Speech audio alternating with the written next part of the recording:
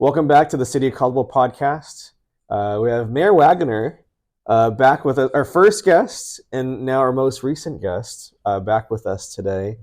And Mayor, thank you so much for taking the time to just talk to us. And I know a lot of city employees and citizens watch and listen. So thank you for just letting us know what's happening around town. Yeah, super excited to do it again. And so hopefully I can do a better job than last time and have me back on again before too long. This is the first video one. Last time we were That's so right. far Yep. back, it was just audio. Back in the old days, So just we can all audio. see your Yote Purple today, right? Yes, it is So, a Friday today. So it is Go Purple Friday. So, yep. and I notice you have YMCA on there too. So you're repping the Y. Yep, I Yeah. do. So this is actually our shirt from the Mayor's Charity Golf Scramble last year. And I think we'll talk a little bit about that today. But they'd made this shirt special for that tournament. So yeah, I wanted to give a huge shout out to both, to the college and to the Y today. Nice. Mayor, we started this podcast mainly because of you. A lot of times when I'm with you, uh, especially in the very beginning when I first started with you, we were both kind of newish. People would go up to you and go straight into business. You know, here's why I don't like X, Y, or Z, or here's my thought on this. But they would forget to say hi to you. They would forget to ask you how you're doing, or hey, how's the family? And how is the family? How are you? How is Jerem the person? Uh-huh. I know you're the mayor, but taking the mayor hat off for a moment, just how are you doing? Yeah, and that's a great question, a great point. I know whenever I meet with, I've tried to make that a first part of my meetings when I meet with city leaders, with our executive team here. I want to see how are they doing, how's their family, how's all of that going on in their life before we get into the nitty gritty of what's going on here at the city. So I appreciate you asking that. Yeah, family is good. We've got the three boys, growing rapidly like kids do. So we've got a junior in high school now, a sophomore, and then a sixth grader. So we are out of the elementary school phase now and straight into middle school and high school. So they're doing good. My wife continues to do amazing things. Appreciate her, and she works very hard. And so yeah, life is good on the home front. I respect your wife Lisa so much. Can you just tell us briefly, um, like when you told me like she gets up like super early in the morning to do what she has to do, and holy cow, like I don't know, is there anything that you could say about Lisa, just appreciation, or just how hard she works? And Yeah, she does. She gets up very early. So around 4 a.m. is usually when she gets up. So she has to be to work by 6. So she works in a dental office. I've done that for over 20, close to 25 years, is she actually, old on enough for that. that? Just barely. Okay. Just barely. But yeah, so she likes to get up and exercise early in the morning before and to try to get to work on time. And so, yeah, and she just does, amazing things, around the house and at work and with our kids. And she's an incredible woman and what she does. And I couldn't do what I do without her, for sure, and her support. And I think it's just so crucial and vital to have that. And so I'm just grateful to have that support from her every day, in and out. Yeah. We have a lot of newer employees. We have a lot of newer residents. So I think some people might know this about you, but I just want to go back a little bit and just say, um, well, first, you're a Caldwell High School alumni, back at the Syringa campus. You're from like the Eastern Idaho area. Went to college in Arizona. Did your mission in Chile. And a lot of people don't realize that you speak Spanish as well. So can you just tell us like just a really quick snapshot of who Jerem is and just kind of your journey to get to this point? Yeah, so as mentioned, born in Eastern Idaho, born in Rexburg, actually. Lived over in Eastern Idaho when I was just younger. Majority of my life here in Caldwell. As mentioned, so moved here, attended, it was Jefferson Junior High at the time, and then on to Caldwell High School, which, as you mentioned, is with the Syringa building is now is where I went to high school. I graduated from Caldwell High, and then after that, I ended up ultimately, as you mentioned, I was in Chile for a couple of years, so I do speak Spanish and appreciate that, especially in our community here in Caldwell. And then ended up in Arizona. in the Phoenix area and went to Arizona State University. Their WP Carey School of Business I attended and graduated with a business degree. And then that's where I met my wife. So she is from the Arizona area. So we got married. And then shortly after that, moved back up here to Idaho, to Caldwell, and been here ever since. And it's hard to believe, but that's been almost, it'll be, I believe this will be 20 years that we've been back up here. So like I said, I grew up here, then just left for college, and then yeah, we've been back for that full 20 this year. So it's been an amazing journey. So it's exciting to be here and be a part of the community I grew up in. Right. And even being back here, you've kind of moved around to different entities, right? So Mm-hmm. you've been a city planner, you've worked at the state level, you've done ACHD. So can you just tell us a little bit about that really quickly? Yeah, so a lot of planning when throughout my professional life up here in Idaho. So I worked as a land use planner at Taney County for a number of years, and then transitioned to transportation planning with Ada County Highway District, and then did some private consulting work here and there as well for developers and planners, and then City of Caldwell actually. So from ACHD, I moved over to here and was the senior planner for Caldwell for a number of years. And then during that stint as well, served in the Idaho legislature and then on the city council, and then ultimately now as mayor. So going into the start of my fourth year. So, And I think some people don't realize you used to be a business owner downtown as mm-hmm. well. So you know exactly what it feels like, Mm-hmm. as far as the ebbs and the flows, and like it seems like there's a season of plenty and then there's like seasons of scarcity over there. Mm-hmm. But what was it like being a small business owner just in the plaza?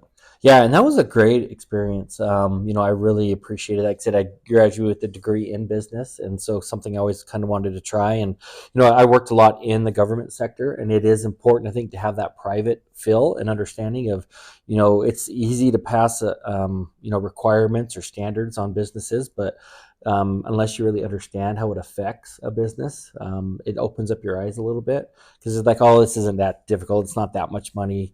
But when it comes from many different sources, it can start to add up. And so it's important to have that understanding.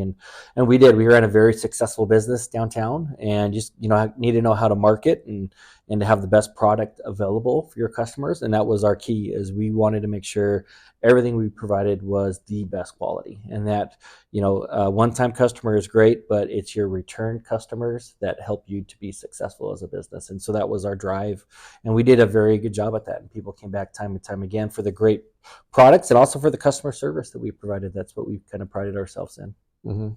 And the black licorice ice cream that you guys had, right? Yes, love it or hate it is that one. I love it. I know a lot of people hate it, but the black licorice ice cream was a fun one. Yeah, we had some great ice cream there, great drinks. Our hot chocolate was phenomenal. We just killed it during the winter season with the wonderful winter wonderland and the ice skating, the Christmas lights downtown. Right. One other personal note, and then we'll kind of move on to some more like the city stuff. But I think people don't realize that you were an Eagle Scout, Mm-hmm. right? You and your brother, right? I Yeah. think, Mm-hmm. right? Yep. So can you tell us about that? Yeah, so growing up, we were very involved in the scouting program. So my brother got his Eagle Scout before we moved to Caldwell. I was young enough when we moved here, so I was able to do all that here. And my Eagle Scout project actually is not too far from City Hall.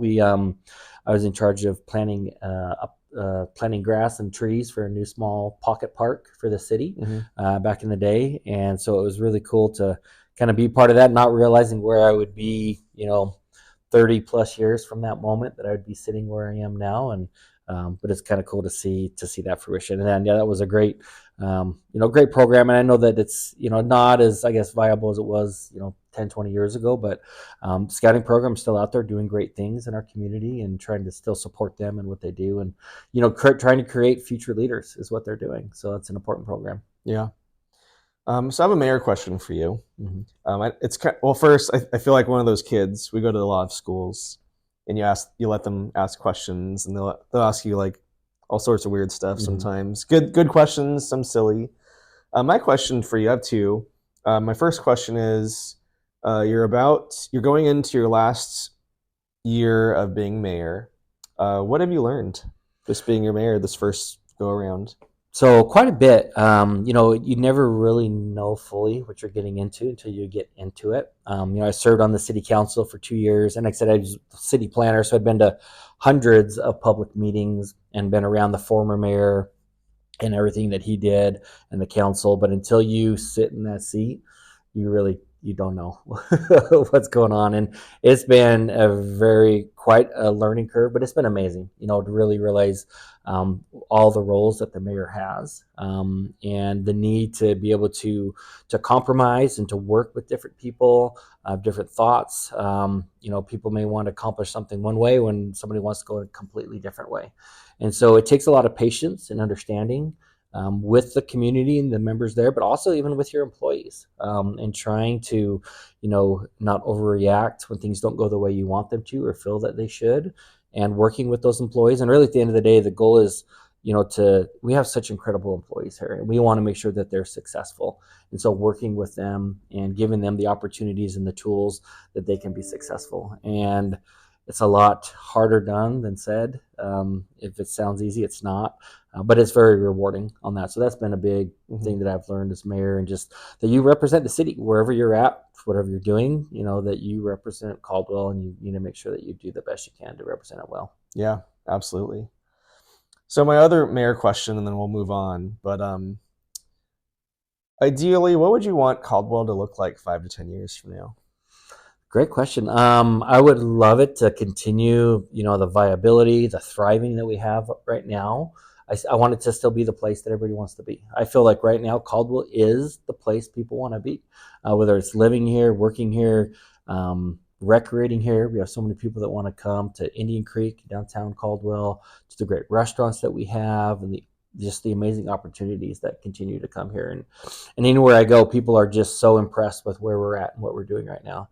So the goal is that 5 years from now, we're still doing that. We're still leading the charge, and showing the great things. The other cities are going to start to catch up over time as they've seen the success that we've had, and starting to replicate that.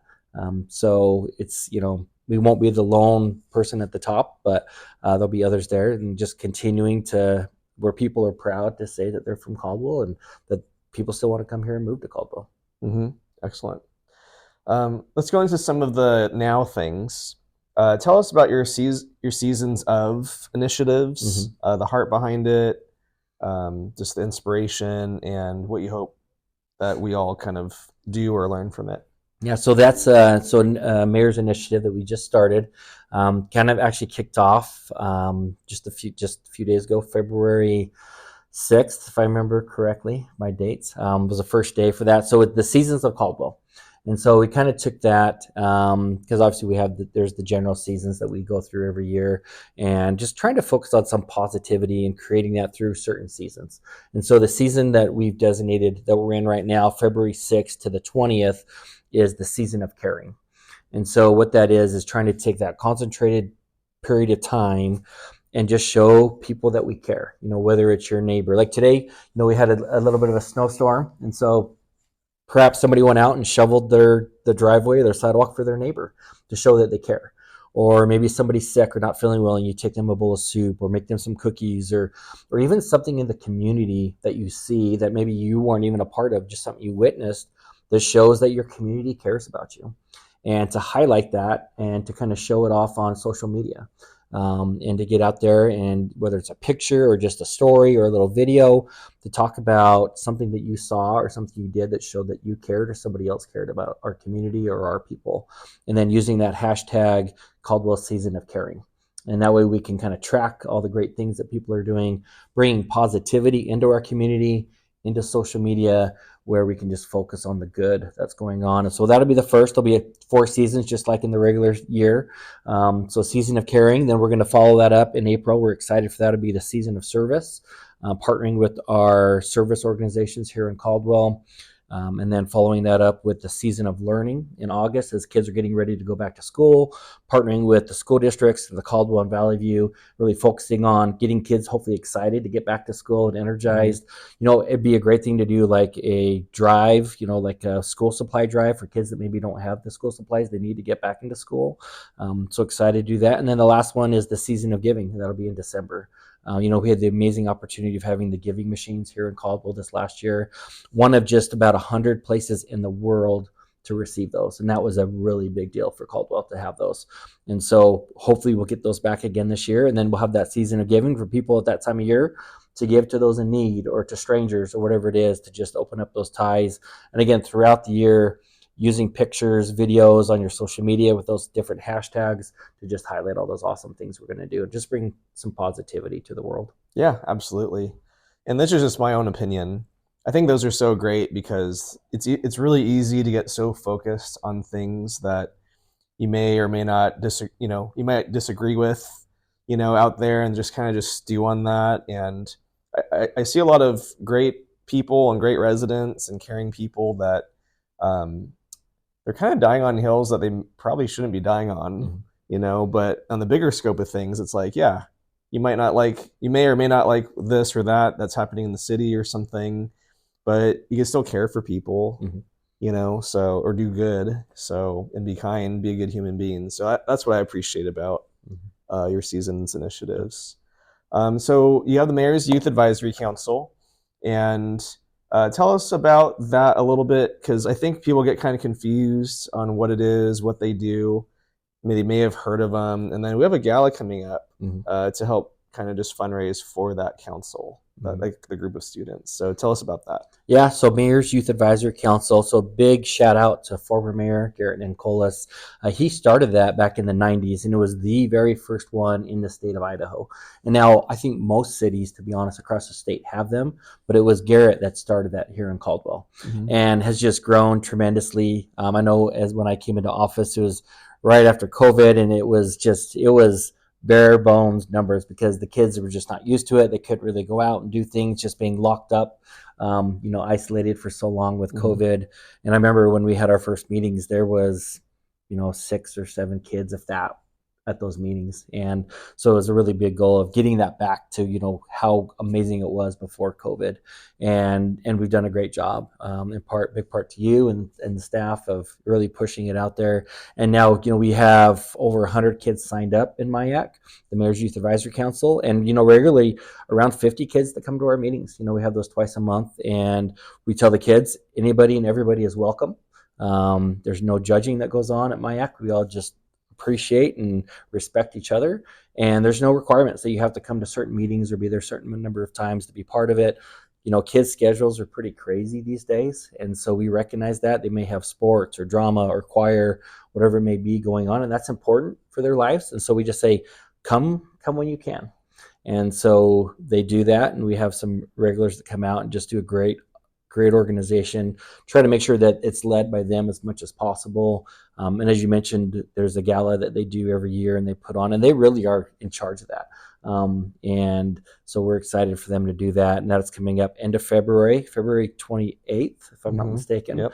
And that's just an opportunity for local businesses to really pitch in and show their support for these students. These are our future leaders. We've got kids that are in there now and ones that have graduated from IAC that are now off doing amazing things at Columbia University, even here at the College of Idaho, at Boise State University.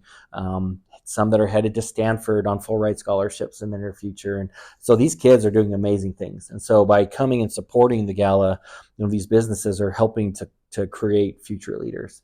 And so they can do that by purchasing a table, making donations, and really coming and just, to be honest, spending money. Come and give your money to these kids. Really excited for the gala this year. Different theme every year. So this year is Venice, if I'm not Mm-hmm. mistaken, on Yep. that. So we're excited for that, and it's kind of fun for the kids to come up with that. But I know I think we're gonna try to do a little bit of a live auction on a painting that one of our members done. Extremely talented young lady, and just is doing a painting that we're going to be auctioning off, and so you could take home a priceless work of art, I would say, from one of our MIAC students. So that should be a lot of fun. So yeah, if people need to learn about that, reach out to us and to you, and we can get them set up with all the information to come and have some fun with us and raise some money for a great cause. Yeah. Uh, she's been showing like the progression of it, by Mm-hmm. the way, and it's looking great. Yeah. So it's gonna be a one of a kind. Yep. And one side note, on my end, there's a lot of great partners that we have Mm-hmm. in the valley, in the city, and even beyond. And it's just really, I'm really grateful to see just the different people and business owners who are willing to invest in the students. And there's even some that are like, hey, we can't make the gala, but we just want to sponsor your whole year. Mm-hmm. You know, here's X amount of money, and we definitely appreciate those. Please keep them coming to help us. So I'm going to kind of go into since we're talking about fundraising a little bit, the scramble. Mm-hmm. We have a golf scramble, Mayor's Charity Golf Scramble every year. So last year we did the Y. Mm-hmm. They were the beneficiaries. This year it's the Mentoring Network. Tell us how people can either why we picked the Mentoring Network, how they can get involved, and maybe even if they can't get a team, like how they could still, hey, get a team. Mm-hmm. But if you Yeah. can't, here's, how can you support? Yeah, I think in many different ways, and that's been an amazing thing. The Mayor's Charity Golf Scrum was mentioned. This shirt actually was from last year. Appreciate the Y. They were our benefactor last year, working with them. Eric Bullock down there and David Duro, their CEO. Just amazing group and what they do. And so it was so fun to have them there last year, and to raise a good chunk of money for them. We were able to donate to them. Well over, I believe, $60,000 last year that we were able to raise. And so this year, very excited to have the Mentoring Network.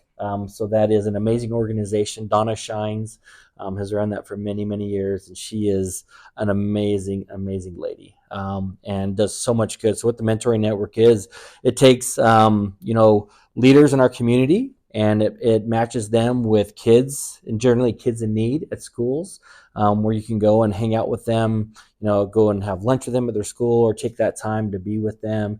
I know that you are a part of that in the Mentoring Network, and many other employees here at the city. The city has sponsored that for many, many years, on that, and we're excited to continue to do that, to allow our employees to go out and to mentor these kids in need. And it's an amazing program, and so we're so excited to partner with Donna. It's tough to choose these organizations, but if there's one out there that is so deserving, it would be Donna and the Mentoring Network. And it's a pleasure for me. It's just, she's one of those people, when you're around, you just feel better and you want to do better, and to just live up to the expectations and the person that she is, to try to mirror that in your life. And so the amazing things that she does, we're super excited. Couldn't be a better organization to have for this year's scramble. Yeah. And speaking of the Mentoring Network, my plea would be, we need way more mentors, because you kind of do for one that you wish you could do for all. And it's like, yeah, you're doing what, you're helping one kid out. And I appreciate that the city allows us to do that on city time. But they need way more. And there's a lot of people out there that could do it, and they just are hesitant, or for whatever reason don't. But my plea would be, just get out there and do it. There's a great kid out there that just will benefit a lot, and a little bit of your time goes a long way. Really quickly, to end our time, I kind of wanted to get your I like your stance on leadership, and how I noticed that you're growing a lot. And can you just help people in general, the citizens, the employees, all of us, to, how do you navigate through unity or disunity, I guess? And then how do you navigate just disagreeing with somebody, but still being a good person and being kind and still being respectful towards that person, even if you can't agree on something? Yeah. And that's it seems to be getting more difficult these days. I don't think it is more difficult. It just has the appearance of being more difficult. That, for good or bad, the advent of social media, where it's so easy to lash out, in negativity, is unfortunately creeped over into other areas of our life.